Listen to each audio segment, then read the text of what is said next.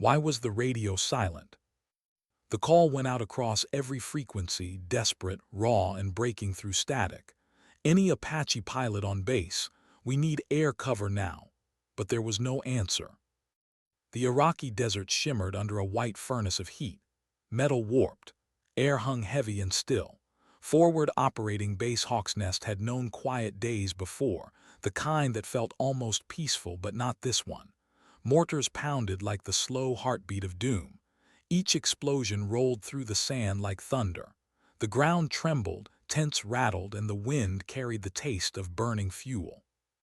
Two Apache helicopters already lay shattered on the tarmac, their blackened shells twisted in the sand. Smoke rose in thick columns that blurred the horizon into an orange haze. Only one aircraft remained untouched, tail number 734, parked inside the maintenance hangar, blades still and silent. The lieutenant colonel's voice came again through the radio, rough with panic. Any Apache pilot on base, anyone qualified, we have men pinned down 2 miles north. Silence followed. Every trained pilot was either airborne in other sectors or unconscious under morphine in the medical tents. Inside the hangar, a dozen mechanics froze in place. The air tasted of metal and dust. Someone dropped a wrench. It clanged, echoing far too loud against the walls. And then a voice, quiet, uncertain, but it cut through everything. "I can fly it." Heads turned. At the far end of the hangar stood Sergeant Amelia Torres, known to everyone simply as Mia. A small figure half covered in grease, brown hair tucked beneath a sweat-stained bandana, her eyes calm but unflinching. The wrench in her hand was black with oil. Her voice wasn't loud, but it carried weight, the kind that silences disbelief before it's even spoken. Someone muttered, "She's just a mechanic." She ignored it. Mia had been awake 22 hours straight. Her arms were streaked with grit, her uniform dark with sweat. The Apache behind her, 734, had just finished a full turbine replacement. It was fully fueled, fully armed, systems aligned and flawless. She spent the last night coaxing its heart back to life. And now the machine waited, like her, for a reason to rise. Outside, another explosion shook the walls. Dust rained from the rafters. The smell of cordite and smoke drifted in. The colonel burst through the door, his face drawn tight, uniform half blackened. He gripped his radio in one hand, sidearm in the other. "Anyone here with flight experience?" he barked. No one moved. The silence that followed was heavier than the noise outside. Mia's heart pounded. She felt the vibration of the last mortar strike still humming through the hangar floor. Somewhere beyond the base perimeter, soldiers were trapped under fire, men she'd eaten breakfast with just yesterday. She took a breath that scraped against her lungs. "Sir," she said again, louder this time, "I can fly it." The colonel turned, eyes narrowing. "Sergeant Torres, your maintenance crew, you're not flight certified." "No, sir." Her hands trembled slightly, but her voice did not. "But I've worked on Apache for 4 years. I know every system, every wire, every sound they make. I've run the diagnostics, tested the weapon systems. I know how she handles. I can fly her." He stared at her, weighing madness against necessity. Kowalski, another tech, stepped forward, shaking his head. "Mia, a simulator isn't the real thing. You've never actually flown." She looked at him and answered softly, "I know, but right now I'm all you've got." Another explosion landed close, a flash, a wave of heat. The hangar doors rattled violently. The colonel cursed under his breath. He looked from Mia to the helicopter, then back to the open desert beyond the base perimeter. "If you crash that aircraft, Sergeant," he said, voice low and even, "you'll face court-martial." Mia met his eyes. "If I don't take it up, sir, those men will die." He closed his eyes for a moment, as though sealing a decision that might cost his career or save lives. When he opened them again, his voice was steady. "Get it airborne, Sergeant. That's an order." Mia didn't wait. She snatched her helmet from the workbench and ran toward the aircraft. Her boots thundered against concrete, echoing like a heartbeat. Outside, the desert wind hit her like an oven door opening. The sky burned white above her. She climbed onto the Apache's stub wing, her hands slick with oil and fear, and pulled herself into the cockpit. It felt smaller than she'd imagined, tighter, more alive. Every switch and lever was familiar. She had touched them all before, though never like this. The cyclic between her knees, the collective by her left hand, pedals beneath her boots. It felt like coming home to something she'd only ever dreamed of. From her pocket she pulled a folded photograph, creased, faded, the corners worn soft. A man in a flight suit stood beside a Huey, smiling. Captain Daniel Torres, U.S. Air Force, her father. Written in pencil across the bottom. For Dad, who flew so I could dream. She taped it above the altimeter, right where she'd see it every second of the flight. The colonel's voice came through her headset. "Mechanic or not, you're our only air support. Call sign Grease 1. Mia stared at her father's picture. Her lips barely moved as she whispered, "Copy that. Grease 1 lifting off." Her hands moved across the controls, flipping switches in a rhythm she'd rehearsed 1,000 times in secret. The auxiliary power unit hummed to life. Turbines began to spin, slow at first, then faster. The sound built into a deep roar that filled the hangar, shaking tools on the walls. The rotor blades blurred overhead, slicing the air into thunder.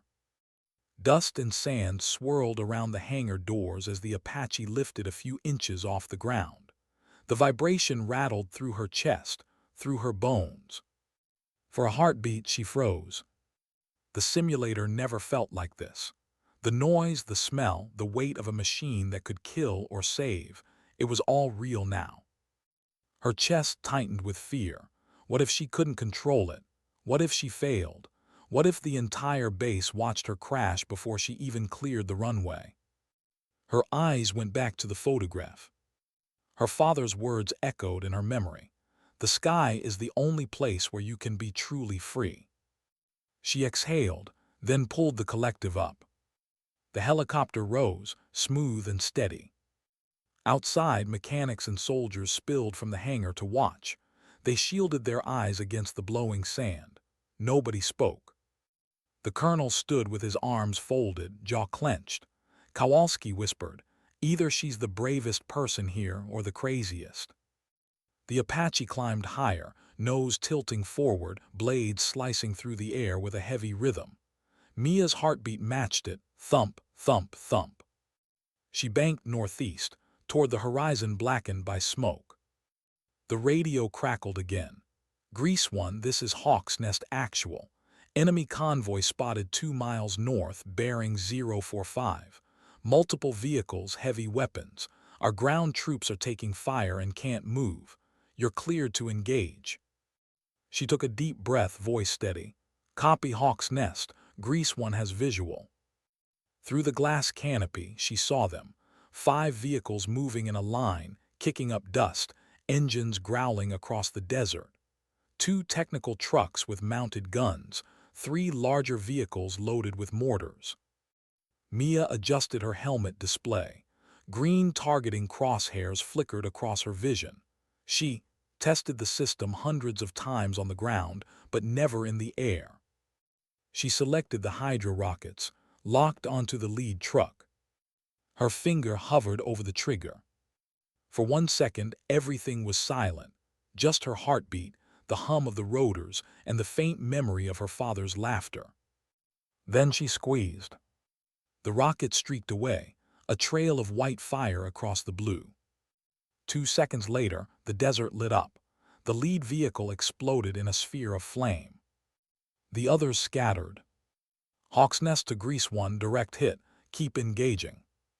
She banked left, lined up another target, fired again. Another explosion. Adrenaline surged through her veins, burning away fear. She was flying, really flying, not in a simulator, not in a dream. She could feel the machine move like an extension of herself. She fired again and again. The desert burned below her.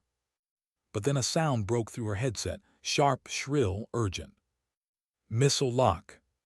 Someone on the ground had locked onto her with a surface-to-air missile. Mia's training, or maybe instinct, took over. She hit the countermeasure switch and dove hard to the right. Flares shot out behind her, blinding streaks of white fire spinning into the sky. The missile tracked one of them and detonated midair. The shockwave slammed into the Apache, rocking it violently. The alarm screamed. Warning lights flared across her display.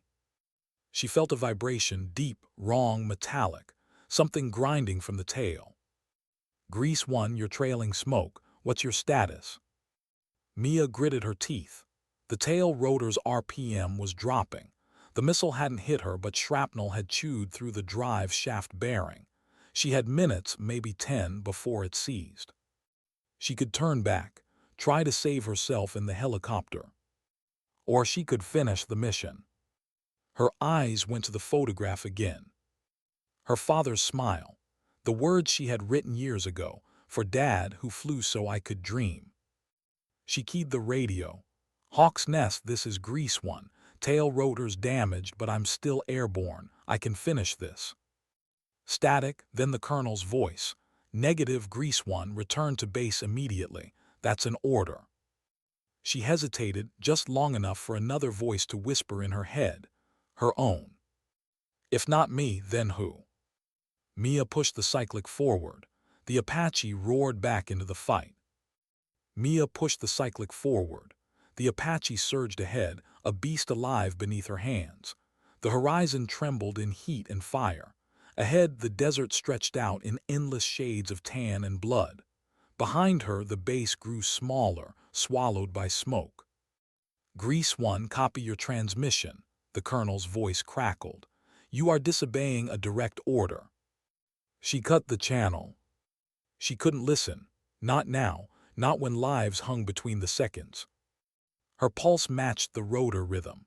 The tail vibration was worse, a deep, grinding growl running through the fuselage. She felt it through the seat, through her spine. The machine was hurting. She whispered to it, her voice low and trembling. Hold together, girl, just a little longer. The convoy was still there, smaller now, scattering but not gone. Through her visor, the targeting overlay glowed green. Crosshairs drifted over the desert floor. 3 vehicles remained, one burning, one limping, one trying to make a run for it toward a ridge. She banked left, felt the tail shudder. The pedals resisted under her boots. The bearing was deteriorating faster than she'd hoped. Another minute, maybe less, before the rotor seized completely. She'd lose yaw control, start spinning uncontrollably. But she didn't pull back. Her father once told her that in the air, hesitation kills faster than bullets. She lined up the crosshairs, exhaled slowly and fired. The rocket streaked downrange. Impact, fire. The third truck erupted. The fourth skidded to a stop, soldiers scrambling from the back, scattering like shadows under the sun. The radio came alive, ground troops cheering. Grease 1, that's a clean hit. We're moving, you're clear. Mia wanted to answer, but she couldn't speak. Her throat locked, her chest burned. For a second she wasn't sure if it was fear or pride, maybe both. She turned the Apache back toward the base. The horizon shimmered through waves of rising smoke. It felt impossibly far away. The vibration deepened. The tail rotor screamed, a metallic whine cutting through the engine's steady roar. Warning lights flashed red across her display. Tail rotor drive shaft failure imminent. She knew exactly what that meant. She'd replaced enough of them to know. If it seized midair, she'd lose all control. The helicopter would spin, nose first, and crash. Her hands tightened on the cyclic. She bit the inside of her cheek until she tasted blood. She could see it now, the faces of the men she'd just saved. She imagined them huddled behind the burning trucks, watching the sky. She imagined her father, somewhere above the clouds, watching too. A voice crackled in again, the colonel, this time gentler. Grease 1, Mia, we see your smoke trail. You've done enough. Turn back. Let the bird go. Eject if you have to. She smiled faintly through the sweat running down her face. Can't, sir. She's not just a bird, she's my bird. Static answered her. The colonel said nothing more. The helicopter trembled, dropping 20 feet before she caught it.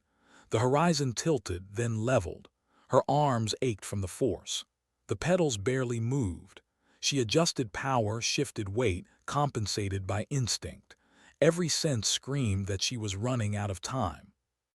A gust of desert wind slammed against the fuselage. The Apache rocked hard, alarms blaring. Her breath caught. Master warning, tail rotor malfunction. She could see the base now, a dark cluster of structures shimmering in heat waves. It looked so small. For a moment, it didn't even feel real. Her mind flickered to the old simulator behind Bay 4, to the cracked padding and flickering screens. How many nights had she sat there, half asleep, half dreaming, hands on fake controls, whispering to no one? How many times had she imagined this exact flight, alone, afraid, but in command? Her father's voice echoed through memory, clear as if he sat beside her. A pilot doesn't fight the machine, she becomes it. She glanced at his photograph taped to the dash, the edges curled slightly in the heat. "I'm trying, Dad," she whispered. "I'm really trying." The desert wind howled. The rotor beat the air like a pulse trying to stay alive. Then a sudden metallic shriek. The pedals froze solid. Tail rotor drive failure. The Apache yawed violently left. The horizon spun, her stomach lurched. She fought the cyclic, countering with everything she had.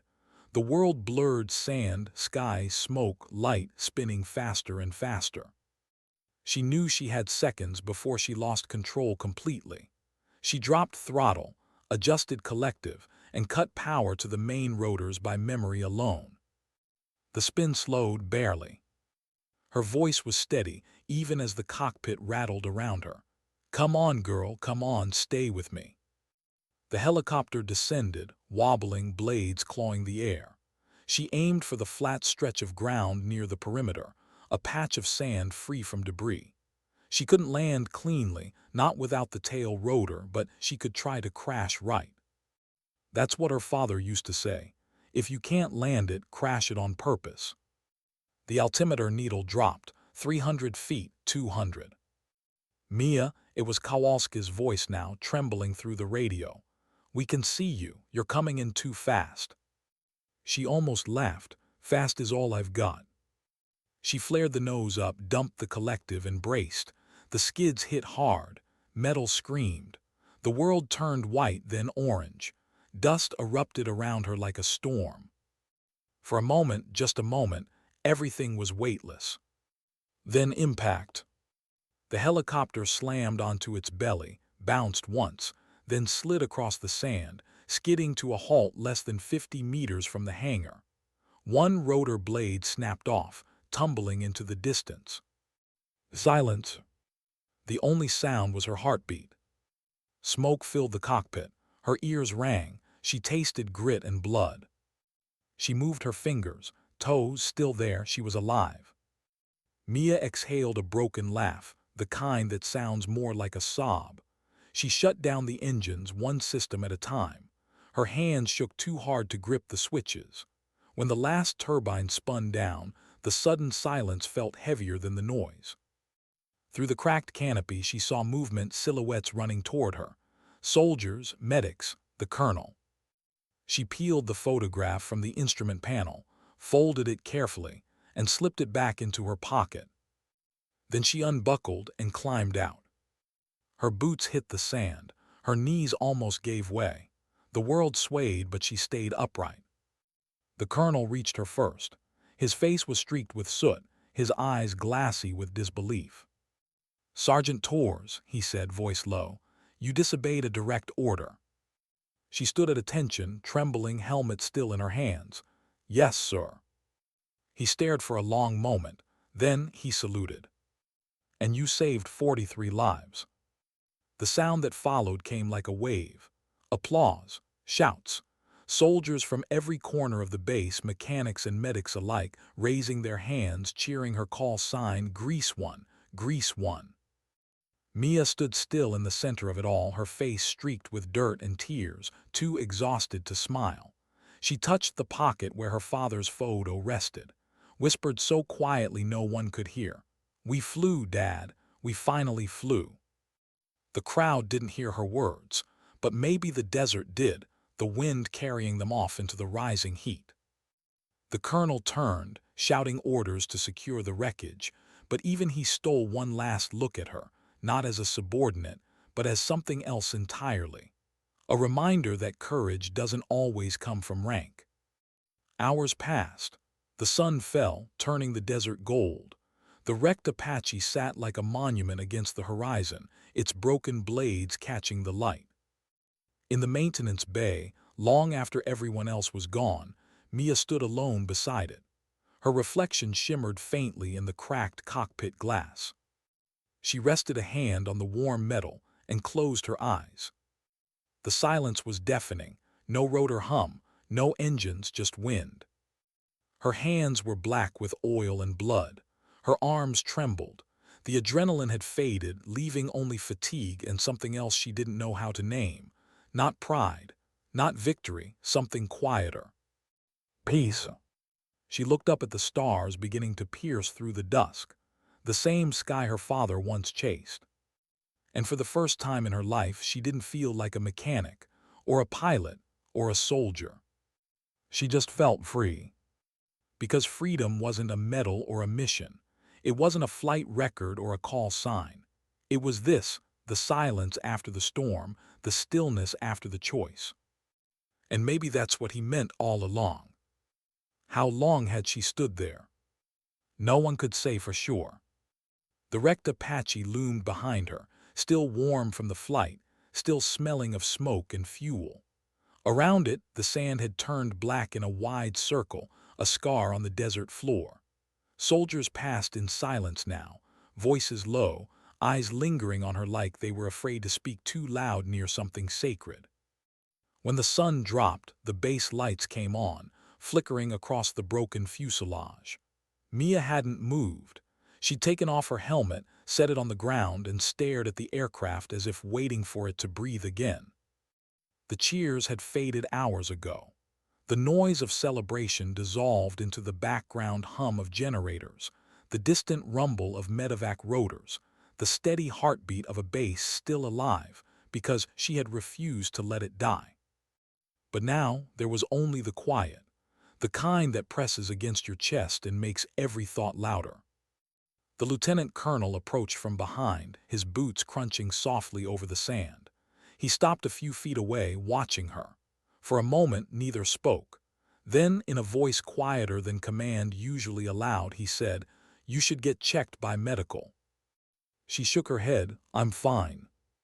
He looked at her, eyes shadowed, unreadable. That wasn't a suggestion. Mia sighed, not out of defiance but fatigue.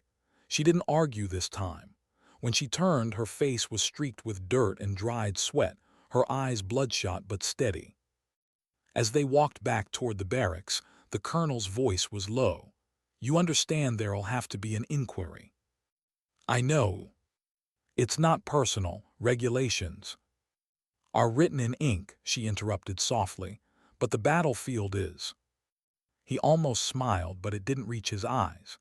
"You saved 43 soldiers today, Tors, but saving lives doesn't erase the rules." "I wasn't trying to erase them," she said. "I just didn't have time to follow them." He nodded once. "That's what the board will have to decide." The night was cooler now, the desert wind brushing against their uniforms. Somewhere far off, someone was laughing, a group of soldiers sharing food, relief, maybe disbelief that they were still alive. Mia didn't look at them. Her eyes stayed on the ground. Each step felt heavier, the weight of adrenaline gone, replaced by something else, uncertainty. By morning, the base had returned to order. Smoke still curled from the wreckage, but the air felt different, lighter, like the desert itself had exhaled. News of what happened spread fast, too fast. By midday, everyone knew. A mechanic had flown an Apache into combat. A woman who wasn't certified. a soldier who'd broken protocol and saved nearly half the base. Some called it bravery, others whispered the word reckless. When the military transport arrived 3 days later, she didn't argue when they told her to board. They flew her to Kuwait first, then Germany. Each stop felt less like travel and more like being passed up a chain she couldn't see. She didn't know what waited at the end, commendation or court-martial. Maybe both. Through every debriefing room, every sterile hallway, she kept her father's photograph tucked in her pocket. Folded, worn, comforting.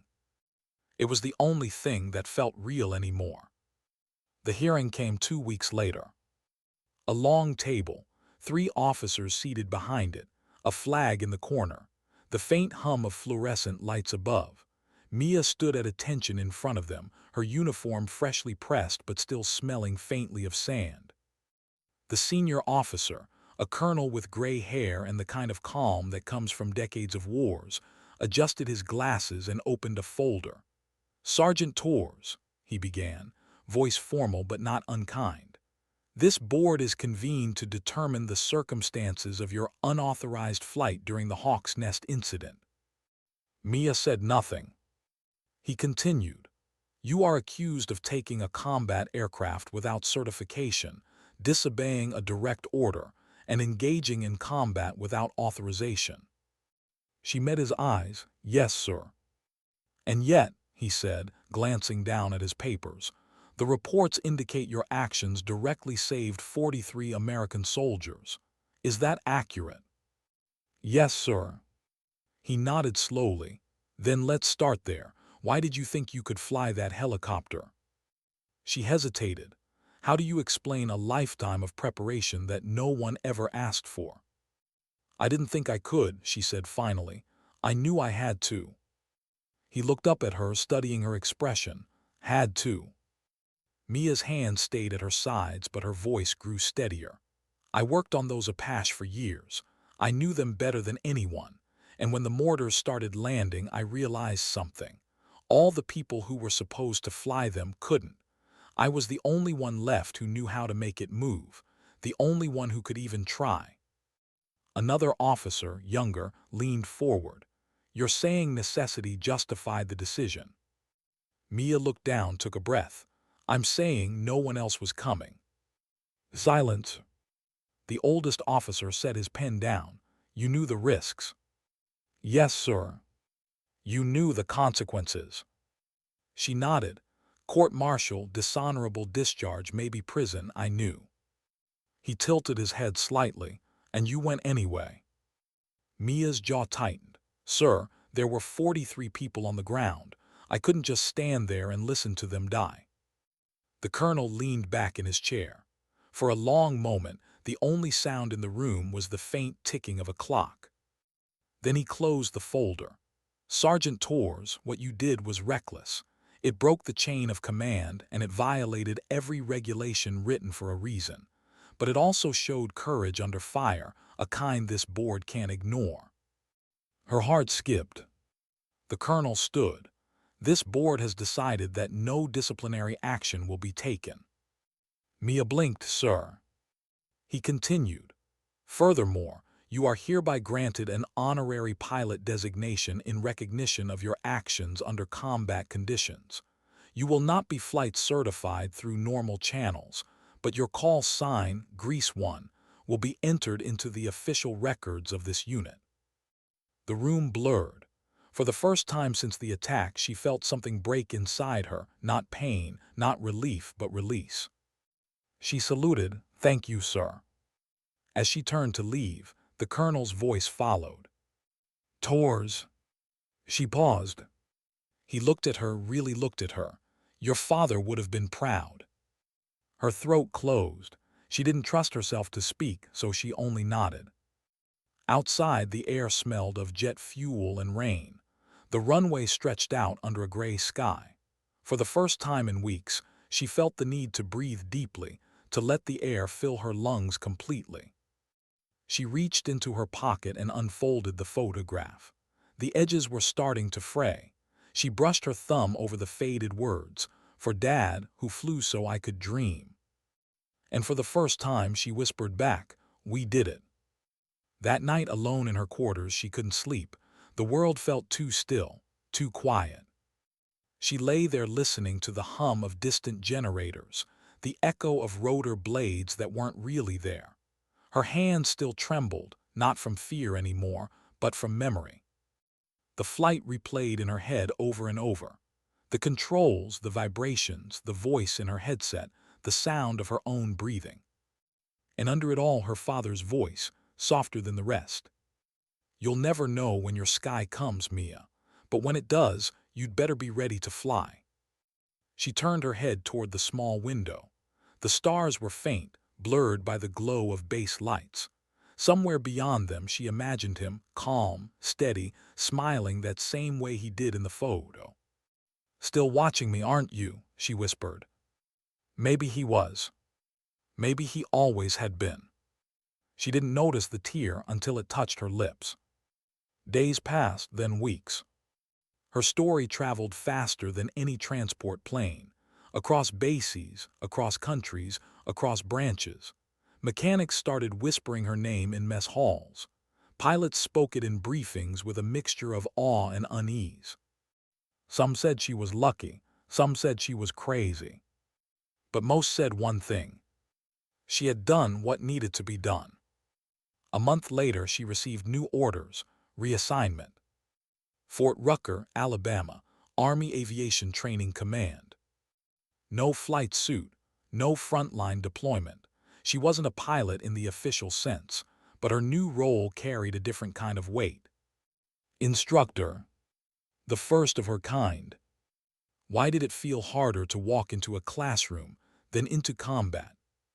The thought came to her the first morning she arrived at Fort Rucker. The Alabama air was thick, humid, nothing like Iraq's dry heat. It smelled of pine and jet fuel, the scent of training fields that had seen generations learn how to fly. Helicopters drifted overhead in lazy circles, the rhythmic thump of rotors echoing across miles of flat green.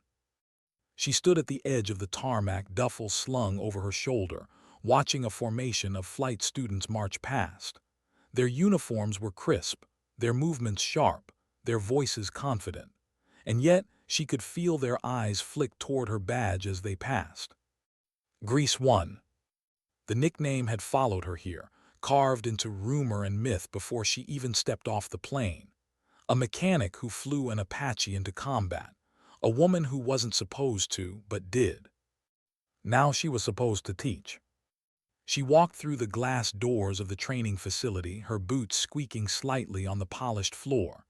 The front desk clerk looked up, then froze for a moment before smiling. "Sergeant Torres," she said, "welcome to Fort Rucker. They're expecting you." Inside, the walls were lined with framed photographs, faces of pilots, instructors, flight crews. Each carried the same quiet pride, the same look of men and women who had faced the sky and come back changed. At the end of the hall, one photograph caught her attention. A younger version of her father, Captain Daniel Torres, standing beside his Huey, eyes squinting in the sun. Her throat tightened. She touched the frame lightly, as if to remind herself that the past was real. A voice behind her interrupted the moment. "You must be the mechanic who stole my job." She turned. A man stood in the doorway, mid-40s, tall, clean-cut, his expression unreadable. His uniform bore the insignia of a lieutenant colonel. "Sir." He smiled faintly. "Relax, Torres, it's a joke. Name's Whitman. I'll be your commanding officer while you're here." Recognition flickered. "You're the one who gave me the order," she said quietly, "at Hawk's Nest." He nodded. "And you're the one who made me look like a genius instead of a man who sent a mechanic to her death." Mia managed the smallest smile. "Glad I could help, sir." "Come on," Whitman said, motioning for her to follow. "I'll show you your classroom." The training hall was simple. White walls, rows of desks, a projector humming in the corner. Charts of helicopter systems and emergency procedures lined the back wall. Everything smelled faintly of paper and oil. "This program's new," Whitman explained. Emergency flight mechanics. After what happened in Iraq, Command decided maintenance crews need at least minimal flight training. You'll be leading the first cycle. Mia looked around the room, the empty chairs, the silence waiting to be filled. Sir, I'm not a pilot. Whitman crossed his arms. No, but you're the reason this program exists. These men and women need to understand that skill isn't always about certification. It's about readiness. You proved that. She turned to him uneasy. What if I fail them? What if I teach them wrong? Whitman studied her for a moment, then said quietly, the only wrong lesson is the one you never teach. The first day of class came too quickly. 15 students sat waiting, young, eager, skeptical. Mechanics from different bases, men and women who knew engines better than they knew themselves. When she entered, the room fell silent. Mia set her binder on the table and scanned their faces. Some looked curious, others doubtful. One leaned back in his chair, arms crossed, a smirk hiding behind politeness. "Good morning," she said. Her voice was calm, deliberate. "My name, Sergeant Amelia Torres. Some of you know the story. Most of you know the headlines. I'm not here to repeat them." A pause. "I'm here to tell you what it feels like to take control of something you're not supposed to." A few eyebrows rose. She walked slowly in front of the first row, her boots soft on the tile. "You all know machines. You know torque, fuel lines, hydraulics. But the day may come when there's no pilot left to take over, when the person who knows how to fix it is the only one left who can fly it." Silence stretched. The smirk in the back row faded. She continued, her tone tightening, not anger, just truth. "I'm not going to teach you how to be heroes. I'm going to teach you how to be ready, because readiness doesn't ask permission." No one moved. Then slowly one student raised his hand, young, barely out of basic. His voice wavered. "Sergeant, what if we train and we still fail when it matters?" Mia stopped walking. The question hit harder than she expected. She thought of that day in Iraq, of her hands shaking on the cyclic, the taste of fear, the sound of her father's voice in her head. Then she looked at the young man and said softly, "Then you fail. But at least you tried. The only thing worse than failing is standing still while someone else dies because you were afraid to move." No one spoke after that. When the session ended, the students filed out quietly. No chatter, no jokes, just thought. That was enough for her. Whitman appeared in the doorway as the last student left. "You have a way of making silence feel heavy," he said. "Was that a compliment, sir?" "From me, absolutely." She smiled faintly, then gathered her papers. As she reached the door, Whitman stopped her. "You know," he said, "the night at Hawk's Nest, I thought I was sending you to your death. I almost didn't give that order." Mia looked at him. "Then why did you?" "Because you believed you could, and I believed you." Weeks turned into months. The classroom that once felt foreign now felt like home. Mia learned to translate experience into teaching, to make fear into a lesson.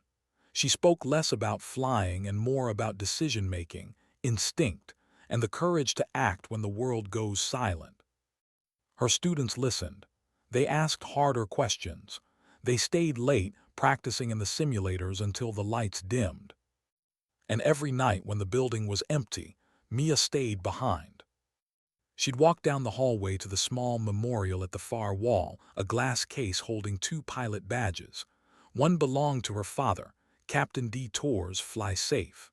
The other was new, shining, engraved with her own name and call sign, Sergeant A. Torres, Grease 1. Between them, a brass plaque read. She fixed the bird, then flew it. Every time she stood there, she felt something shift, a quiet peace she hadn't known she was still searching for. Sometimes she'd take the photograph from her pocket, the same one she'd taped to the Apache's dash, and trace the faded pencil marks. "For Dad, who flew so I could dream." The paper was nearly falling apart now, edges soft from years of handling. She'd smile, tired, grateful, and whisper to the empty hallway, "We're still flying, Dad." One afternoon during simulator training, the intercom buzzed. "Sergeant Torres, report to the flight line." She frowned. That wasn't part of the day's schedule. Outside, the air shimmered with heat. A small crowd had gathered by one of the Apache parked on the runway. Whitman stood beside it, clipboard in hand, eyes on her. "Sir," she asked. He gestured toward the aircraft.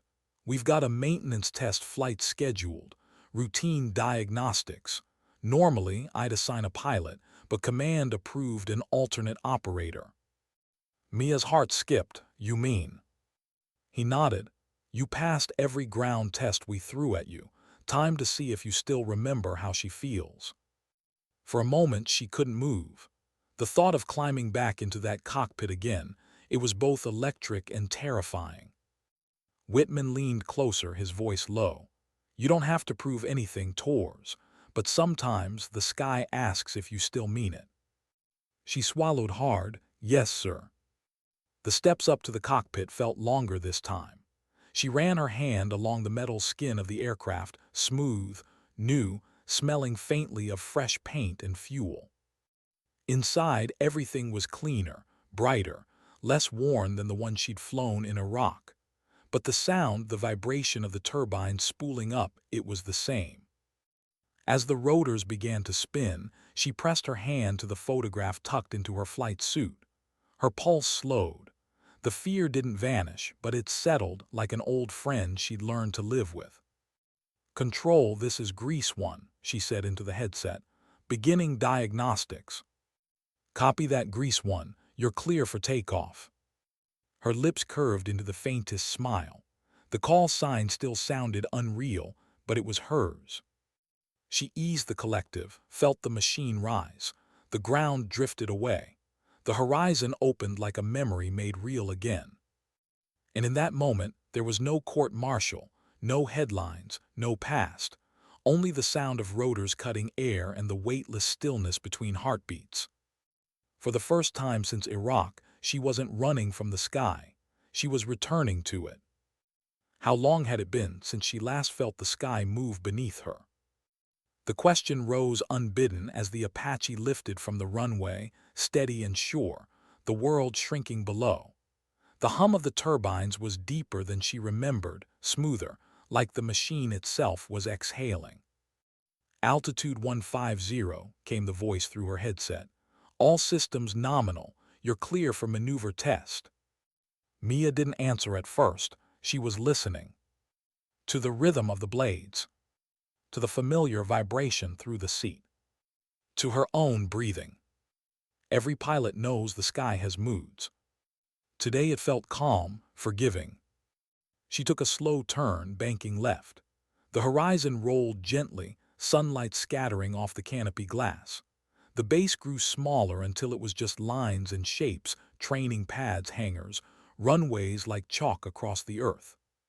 She whispered, "Still with me, Dad?" No answer came, but the silence carried warmth.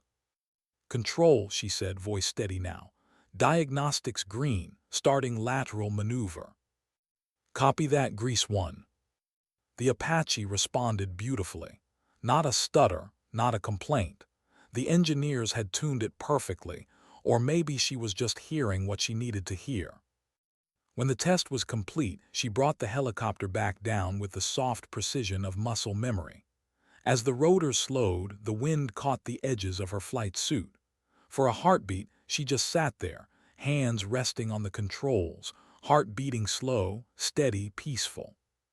When she climbed out, Whitman was waiting on the tarmac, arms folded. "You look like someone who just remembered how to breathe," he said. She smiled faintly. "It felt different this time." "Different how?" "Before I was flying to survive. Today I was flying to feel alive." Whitman nodded, his expression unreadable. "Don't lose that. Most people forget the difference." That evening, back in the classroom, the air buzzed with quiet excitement. Word had spread that Grease 1 had taken to the sky again. The students tried not to stare, but their curiosity burned. One of them, a tall kid named Hale, finally asked what everyone wanted to know. Sergeant, were you scared? That day in Iraq. Mia paused mid-stride. The room held its breath. She didn't rush the answer. Scared, she repeated softly. Yes, terrified. A ripple of surprise moved through the class. They weren't expecting that. But fear isn't the enemy, she continued. It's information. It tells you how much something matters.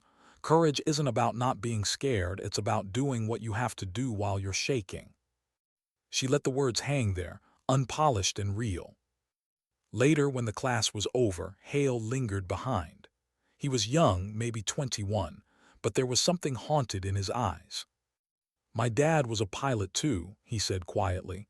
A 60, he didn't come back from Afghanistan. Mia felt the air shift. She nodded slowly.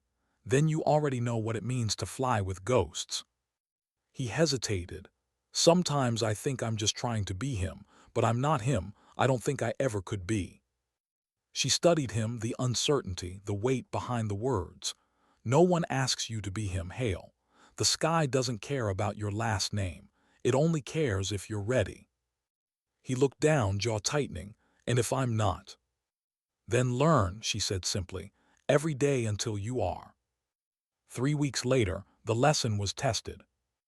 The class had moved to live sim drills, cockpit mock-ups synced with motion rigs, programmed to replicate emergency flight conditions. It was a safe way to fail, at least in theory. Hale climbed into his simulator first that morning, running a power-on sequence under Mia's supervision. Everything seemed fine until it was. Halfway through the hover hold, the rig jolted violently. The warning lights screamed. His voice cracked through the headset. Tail rotor failure, I'm spinning, I can't. Mia's blood ran cold. The simulator was designed to mirror real-world physics. Even though it was artificial, the panic in his tone was real. Breathe, Hale, she said calmly. You trained for this. What's your first step? Static, then a frantic breath. Cut throttle. Negative, reduce collective, adjust torque, stay level. I can't control yaw. Yes, you can, she said sharply, her voice slicing through his panic. Don't fight it, feel it. Counter what you can, use inertia. You know the procedure. I'm gonna crash. Then crash right, she snapped. Silence, then a deep inhale. She saw his hands steady on the controls. The rig leveled. The simulated rotors slowed. He executed the auto-rotation sequence with near-perfect timing. When the cockpit stopped shaking, the lights turned green again. Mia released the breath she hadn't realized she was holding. Good, she said quietly. Now you know how it feels. Hale's voice came back softer, steadier. You've done that before, haven't you? She hesitated, then answered once, the only time that mattered. After the session, Hale found her outside the hangar, the Alabama sun dipping low behind the trees. I thought I was going to freeze up, he admitted. Everything in me said to stop touching the controls. She nodded. That's what fear does. It convinces you to go still when motion is the only thing that can save you. He frowned. You make it sound easy. It's not, she said. It's never easy, it's just necessary. They stood there in the cooling air, neither speaking for a while. Then Hale said something that caught her off guard. When I was in that simulator, I heard your voice before I heard my own. I think that's the point, isn't it? Training until your fear listens to something stronger. Mia smiled faintly.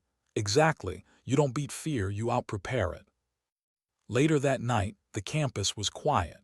The sound of distant helicopters drifted through the open window of her quarters, rhythmic, hypnotic. Mia sat at her desk, a cup of coffee cooling beside a stack of student reports. The lamplight flickered against the photograph propped up beside her. Her father's smile looked the same as it always had, calm, confident, endless. She spoke to the picture softly, half smiling. You'd like these kids, Dad. They've got the fire, they just don't know it yet.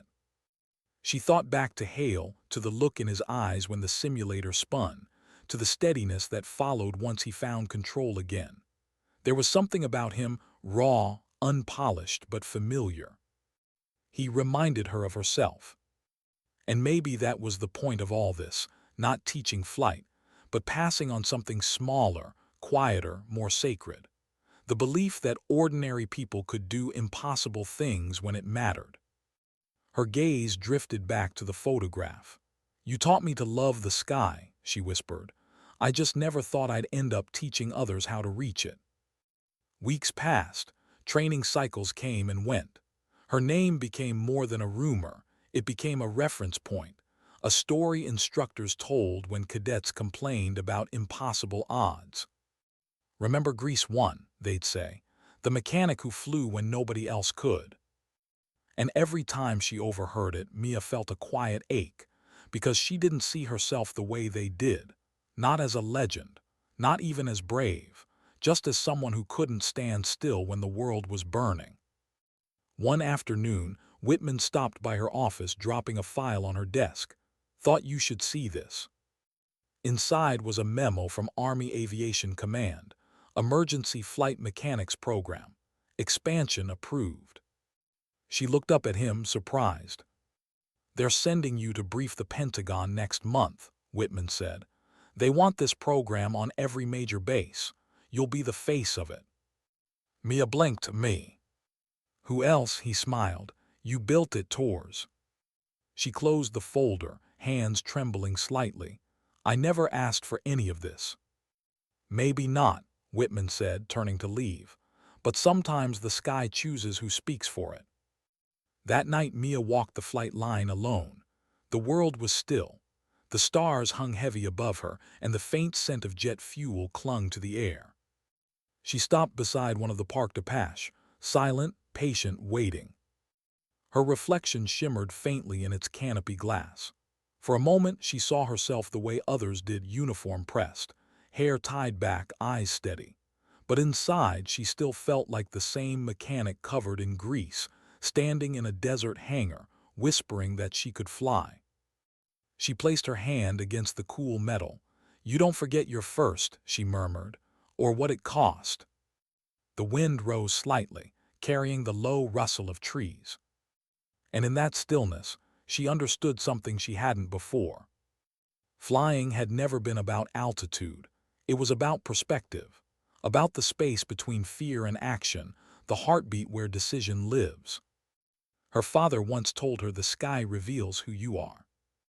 Now, years later, she finally believed it. Why did Washington feel quieter than a battlefield? The city hummed in its own kind of war, not with explosions but with whispers. The clash of decisions, reputations, and politics. 1,000 battles fought behind polished doors. Mia had been here before, years ago, as a young recruit touring the monuments on a weekend pass. She'd stared up at marble walls filled with names of people she didn't know but somehow understood. This time, the weight was different. She wasn't visiting history. She was walking into it. The Pentagon's corridors were colder than she imagined, spotless, echoing, sterile. Her boots made no sound on the waxed floor. A captain guided her toward the conference wing, his voice rehearsed, polite. "Ma'am, the board has read your proposal. You'll have 15 minutes to brief the committee. Questions may follow." 15 minutes to explain what had taken her a lifetime to learn. They entered a room filled with uniforms and suits, brass and bureaucracy. Behind a long table sat generals, program directors, and civilians in tailored jackets. The air smelled faintly of coffee and power. "Sergeant Tors," the chairwoman said, glancing at her file. "Or should I say Grease 1?" Mia stood at attention. "Ma'am, you've proposed a national training program based on your field experience. Please begin." Mia nodded, walked to the podium, and took a breath. Her hands were steady, but her heart pounded against her ribs. "Ladies and gentlemen," she began, "I'm not here to talk about flight manuals or policy. I'm here to talk about moments, the kind where you don't have time to ask permission." Some heads lifted, others didn't. "I spent 4 years as an Apache mechanic in Iraq," she continued. "I wasn't trained to fly. I was trained to keep others flying. But one morning, when our base was under siege and every pilot was down, someone asked if there was anyone left who could get an Apache into the air. There was silence until I stepped forward. A murmur moved through the room, quiet, cautious. "I flew because there was no one else," she said simply. "Not for medals, not for glory, for survival, and for 43 people who were pinned down with no air cover." She let the silence hang, the weight of the words finding their place. When I came home, command asked me to teach what I knew. Not how to disobey orders, but how to prepare for moments when orders stop coming. Because sometimes, in war, the rule book burns faster than the ground beneath you. She paused, scanning their faces. Most looked impassive. A few seemed moved but hid it well. "My proposal isn't about rewriting protocol," she said, voice steady. "It's about giving every mechanic, every crew chief, every technician the knowledge to act when no one else can. Because in that moment, hesitation costs lives." The chairwoman leaned forward, fingers steepled. "You're suggesting combat-level training for non-combat personnel. That's expensive, risky, unconventional." "Yes, ma'am," Mia said. "So was letting a mechanic fly an Apache." A few officers exchanged glances. One man, older, with silver hair and eyes that had seen too much, spoke up. "Sergeant, do you believe what you did should become a model? That rules should bend for courage?" Mia met his gaze. "No, sir. I believe courage should be trained, not improvised." He studied her for a long moment, then nodded once. "Go on." She drew a slow breath. "What I'm asking isn't permission to change the system. I'm asking you to strengthen it. Preparation isn't rebellion. It's respect for the lives depending on you." She finished. The silence that followed felt endless. Then the chairwoman spoke again. "Thank you, Sergeant Torres. We'll deliberate." Outside, the hallway was empty. The air felt heavy, recycled. She leaned against the wall and exhaled, her heartbeat finally slowing.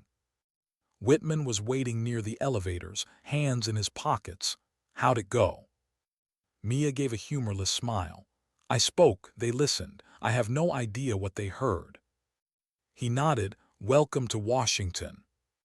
They left the building together in silence. Outside, the wind carried the low drone of passing helicopters, training runs from a nearby airfield. Mia looked up, watching them cross the sky in perfect formation.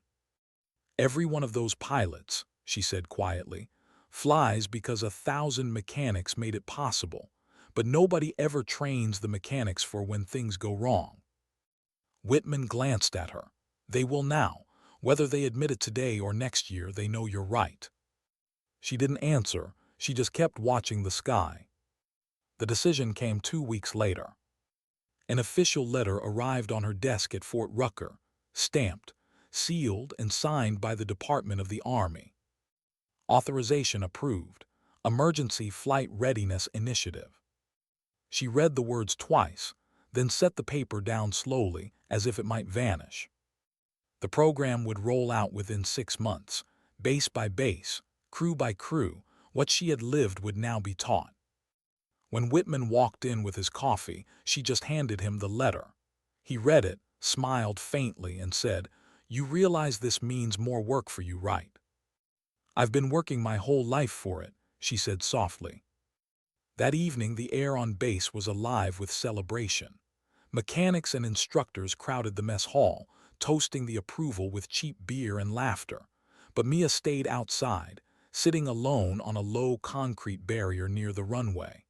The sky was a deep violet now, stars just beginning to appear. She turned the folded photograph in her hands. The paper was fraying at the edges, colors faded from years of sweat and sun. "For Dad, who flew so I could dream." She smiled to herself, a quiet, tired smile. "We did it, Dad," she whispered. "We made it real." Behind her, Whitman's voice broke the silence. "You could at least pretend to enjoy the party." She chuckled, never been much for noise. He sat down beside her, his expression softer than usual. "You know, Torres, I've commanded a lot of people, good ones, Brave ones, but you, he hesitated. You don't lead by rank, you lead by gravity. She raised an eyebrow. Gravity. He nodded toward the dark horizon. People don't follow you because you pull them upward. They follow you because you pull them to ground, to purpose. Mia looked down, tracing the photograph's edges. I'm not trying to lead anyone, sir.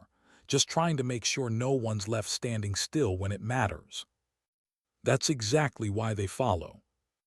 They sat there for a while, the quiet between them easy. The wind carried faint laughter from the mess hall, the hum of turbines in the distance. Somewhere out there, young pilots were training in simulators that now bore her program's name. The following month took her across the country. She visited bases, spoke to crews, ran demonstrations.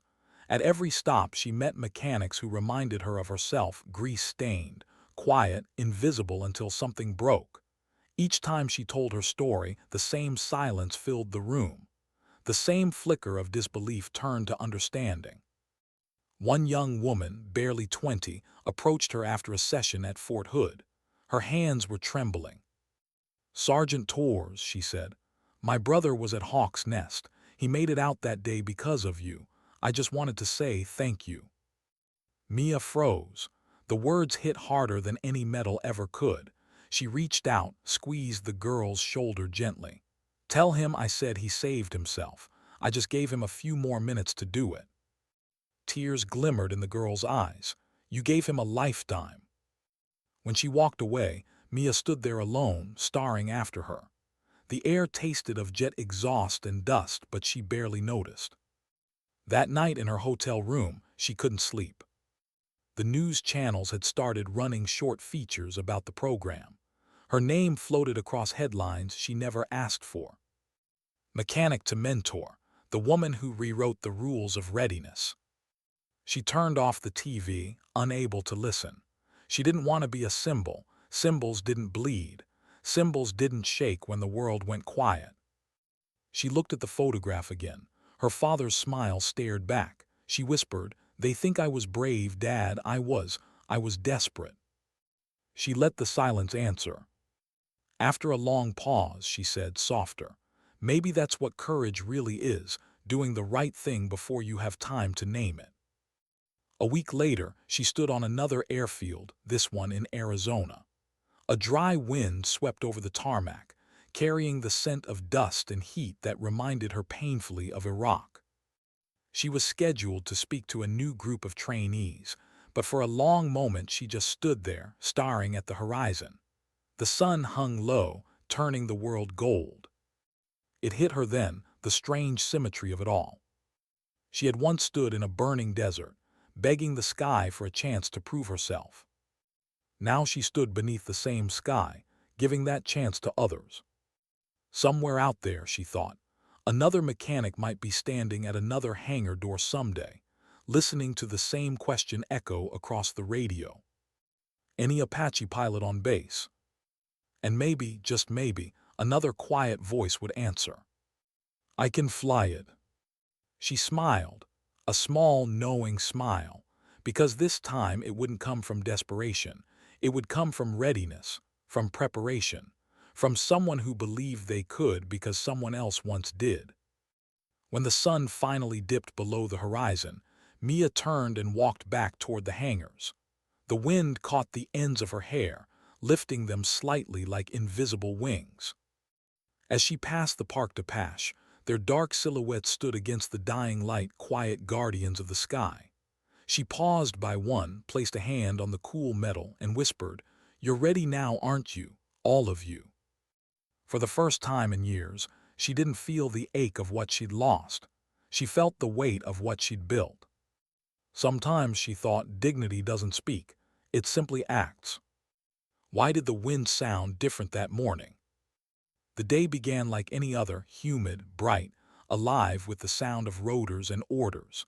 Fort Rucker's airfield shimmered under the Alabama sun. Engines roared, instructors shouted over headsets, cadets hustled from one simulator to another. The smell of hydraulic oil and burnt fuel hung thick in the air. But to Mia, something felt off.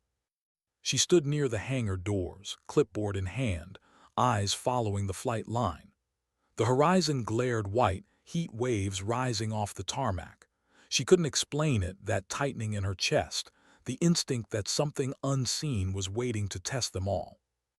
Whitman's voice cut through the noise behind her. Morning tours. Weather report says clear skies. Perfect day to make history. She turned history. He grinned. Final test for your class. First solo maintenance flight drill under your program's rules. You ready to let them go? She exhaled. Ready or not, they have to fly sometime. Whitman handed her a tablet. You built them for this. They'll be fine. But Mia wasn't so sure, because she remembered what fine used to mean. Fine meant alive, not safe. By noon, the heat was brutal. 3 Apache stood lined up on the runway, engines idling, their rotors thundering in slow rhythm. Each was crewed by a pilot instructor and a trainee mechanic, part of the new emergency flight readiness evaluation. Mia stood beside the control tower, headset on, voice calm but sharp as always. All call signs check in. Falcon 1 green. Falcon 2 green. Falcon 3, a pause, then green. She recognized the voice, Hale. The same young man who once panicked in the simulator. The one who'd looked at her and said he didn't think he could ever be like his father. Now he was strapped into an Apache, sunlight flashing off the glass. Hands on the same kind of controls she'd once gripped in a desert under fire. Mia swallowed hard. Copy Falcon Group, begin lift sequence. Engines howled. Dust spun into clouds. One by one the Apache rose, graceful and powerful, slicing the air with rhythmic certainty. From the tower, she watched them climb into formation, 3 black silhouettes against a blinding sky. Look at that, Whitman murmured beside her. They're flying like they've done it for years. She didn't respond. She was too busy listening to the rhythm of the engines, to the subtle changes in their pitch, old habits. A mechanic's instinct never truly sleeps. Halfway through the exercise, it happened. Static cracked in her headset, followed by a strained voice. Control, this is Falcon 3. I'm reading torque fluctuations on tail rotor, something's off. Mia froze, her pulse spiked. Whitman leaned forward over the console. Falcon 3, copy. Confirm RPM variation. Reading irregular, increasing vibration. Feels like bearing slip. The same words, the same fault, the same sound. Mia's breath caught. Falcon 3, this is control, Whitman said quickly. Abort exercise, return to base immediately. There was silence, just the hum of interference. Then Hale's voice, tight but steady. Control, I think I can stabilize. No, Mia cut in, her tone sharp. Falcon 3, this is Tours, you copy me. Copy, Sergeant. You're not out there to prove anything. You're out there to come home. Bring it down now. Static crackled, then, Roger that. But even as he said it, she heard the tremor in the turbine pitch, a stuttering note only someone who'd lived it could recognize. The tail bearing wasn't slipping, it was failing. Control, tail vibration worsening. Hale's voice came again, louder, breathless. RPM dropping. Falcon 3, cut throttle 20%, Whitman ordered. Negative, Mia barked. That'll torque the shaft out, you'll spin. Keep power steady, maintain altitude. Whitman turned to her. Tours. I know what this is, she snapped. He's got less than 2 minutes before it seizes. The tower went silent except for the wind and the hum of electronics. Mia's heart pounded so hard she could feel it in her throat. Through the glass, she spotted the dark speck of the Apache against the sky, wobbling slightly, smoke trailing faintly from its tail. Her voice dropped to a low, controlled tone, the same tone she used on herself years ago. Hale, listen to me carefully. You're not fighting the machine. You're guiding it home. Do exactly as I say. Copy. Copy. Ease collective. Maintain 200 feet per minute descent. Keep your torque under 60%. You'll feel her pulling left counter with pedal until she starts to sing steady. I can't hold it. Yes, you can, she said. You trained for this, you prepared for this. Remember what you told me, that day after the simulator. A pause, then. That fear listens to something stronger. That's right, she whispered. Now fly it. The tower was silent, every eye fixed on the screens, every soul held in the space between seconds. Falcon 3 dropped altitude, descending slowly. The rotor wash kicked up dust visible even from miles away. The Apache tilted once, corrected, then again. The vibration pattern changed, slower, heavier. Mia's fingers curled against the console, knuckles white. She whispered every movement with him, unseen, unheard, but somehow in sync. Almost there, Hale. Keep her level, you've got this. The helicopter staggered, dipped, then leveled. Control Falcon 3, visual on runway, he said, voice cracking but alive. Bringing her in shallow. Copy, Whitman replied. You're clear for emergency landing. The final seconds felt eternal. The Apache came in low, nose trembling. The rotors chopped the air like thunder. Mia could almost feel the weight of the controls in her own hands. And then touchdown, hard but controlled. The machine bounced once, skidded across the tarmac and stopped. The radio crackled. Hale's voice came through, shaky but triumphant. Falcon 3 down safe. The control room erupted. Instructors cheered, clapping, relief flooding the air. Whitman turned, laughing in disbelief. He did it. The kid actually did it. Mia didn't cheer. She just closed her eyes, exhaled deeply, and let a single tear fall. Because she wasn't hearing Hale's voice anymore. She was hearing her own from that day in Iraq, saying the same thing. Tail rotors failing, but I can finish this. Whitman's hand landed gently on her shoulder. You all right? She nodded. Yeah, I just needed to know it worked. He smiled softly. It worked, Tors. You taught him how to survive what almost killed you. She looked through the glass, at the dark shape of the Apache resting on the runway, steam rising from its engines. It looked like a memory replayed in daylight, except this time it had a better ending. Later that afternoon, the hangar was quiet again. The engineers were still inspecting Falcon 3's tail assembly, the burnt bearing lying on a workbench like evidence from another lifetime. Mia stood over it, her reflection faint in the polished metal. Hale approached, still in his flight suit, face pale but lit with adrenaline. Sergeant, he said quietly, I thought I was gonna lose her. She didn't look up, but you didn't. He exhaled a shaky laugh. You were in my ear the whole time. I just did what you taught us. Mia finally turned to him.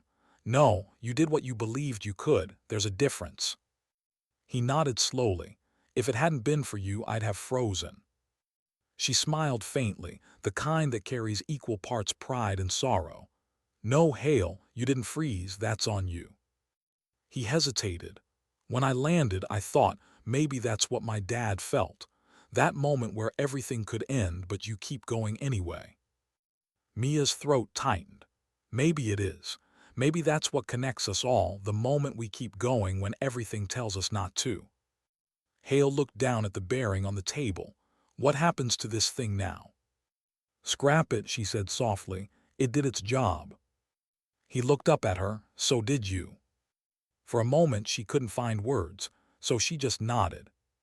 When he left, she stood alone, staring at the burnt piece of metal. A simple bearing, the part that had almost killed her once and almost killed him now. Funny, she thought, how small the things are that decide who lives and who doesn't.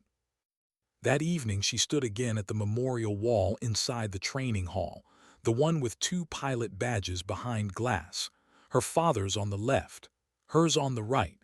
Between them, the brass plaque that read. She fixed the bird, then flew it. Mia reached out and touched the glass, tracing her father's name with her fingertips. You were right, Dad, she whispered. The sky does show you who you are. I just didn't know it would show me through someone else. Outside, a low rumble filled the air, the sound of another helicopter taking off. She turned to watch through the window as it rose, glinting in the sunset. It wasn't her flying anymore, and that somehow felt right. The sun dropped below the tree line, painting everything gold. The sound of the rotors faded into the distance. And in that fading light, Mia smiled, not because the story had ended, but because it had finally come full circle. When do you know it's over? The battle, the noise, the constant pull to prove yourself, when does it finally end? Mia had asked herself that question more times than she could count. But standing there on the edge of the runway under a fading orange sky, she realized something simple. Maybe it never really ends. Maybe it just changes form. The air was warm, gentle. The kind of evening where even the turbines seemed to hum softer. The base had quieted down after a long training day. A few mechanics moved in the distance, laughter echoing faintly from the hangars. Mia stood alone, watching a single Apache rise into the sunset, its silhouette crossing the horizon in perfect symmetry. She knew that bird. Hale was flying it. For the first time, she wasn't worried. She whispered to the wind, "He's ready." Her hand rested on the dog tags around her neck, her father's, worn smooth over the years. The metal felt cool against her palm, grounding. Whitman approached behind her, step slow, voice low. "They're saying the program expanding again, overseas this time. Europe wants it, so does the Pacific Command."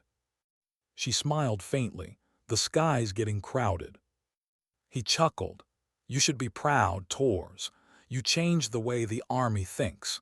You gave people permission to believe in what they can do when no one's watching." Mia didn't respond. Her eyes stayed on the horizon, where Hale's Apache dwindled to a dark speck against the orange light. Whitman studied her for a long moment. "You ever think about flying again? For real, a mission, not just training?" She turned slightly, meeting his gaze. "No, I think I already finished my mission." "Then what's next?" She looked back at the sky, her voice soft but certain, "Teaching the next person to finish theirs." That night she couldn't sleep. The wind rustled through the barracks, and the soft tick of the clock filled the silence. She sat by the window, journal open, pen hovering over the page. She had started writing again, not reports or manuals, but letters she'd never send. Some to her father, some to the people who never made it home, and some, she realized, to herself. She wrote, "There's a strange peace in teaching others what almost broke you. It feels like laying bricks over an old wound, one steady hand at a time. I used to think courage was a moment, something that happened once in the heat of everything. But now I think it's quieter. It's waking up every day and choosing to face what you'd rather forget." She paused, staring at the words until they blurred, then added one more line. "The sky doesn't forgive easily, but it remembers those who try." Weeks passed. The new cycle of recruits arrived, fresh faces, nervous smiles, unaware that the woman handing them clipboards had once defied every rule in the book to save lives. Mia didn't correct their assumptions. She didn't need to. She wasn't there to be admired. She was there to prepare them. During one of the orientation sessions, a young recruit, a woman this time, raised her hand and asked, "Sergeant, is it true what they say, that you flew an Apache without a license?" The room went silent. Mia looked up from her notes, lips curving into the faintest smile. "That's what they say." "Was it hard?" the girl asked. Mia tilted her head. "Hard, no. Terrifying, yes." The class laughed softly. The tension broke. "But you did it," the recruit pressed. "You saved people." Mia looked at her for a moment, seeing a flicker of the same spark that once lived in her own reflection. "No," she said. "I just didn't let fear make the final decision." That became her answer to everything, in one way or another. It wasn't about heroics or fame. It was about the small, invisible choices that separate action from regret. One afternoon, months later, she received a letter handwritten. creased at the edges. The return address made her pause. Hale, Jonathan, Kandahar Air Base, Afghanistan. Her hands trembled slightly as she opened it. Inside, his handwriting was rough, hurried, but the words were clear. Sergeant Torres. They put me on a forward maintenance team, exactly the kind you built the program for. 2 weeks ago, we lost our bird mid-mission. Pilot was injured. It was bad. But I remembered what you said. You don't beat fear, you out-prepare it. I flew her home. She barely held together, but we made it. Everyone did. The brass called it luck. I called it you. Thank you for teaching me how to move when the world stands still. Hale. Mia sat there for a long time, staring at the letter.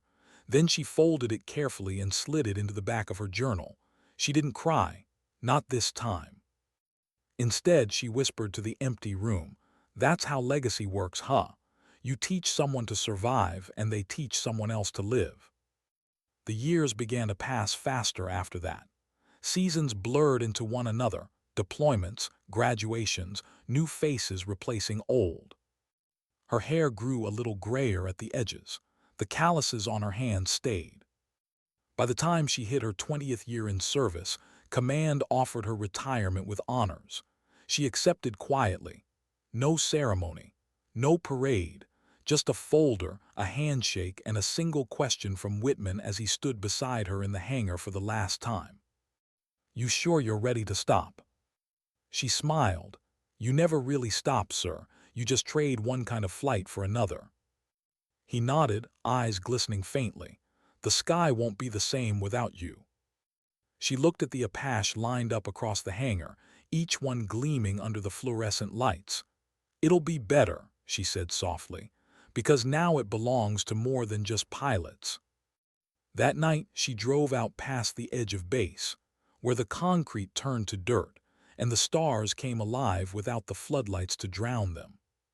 She parked by an empty stretch of field where the grass swayed gently in the wind.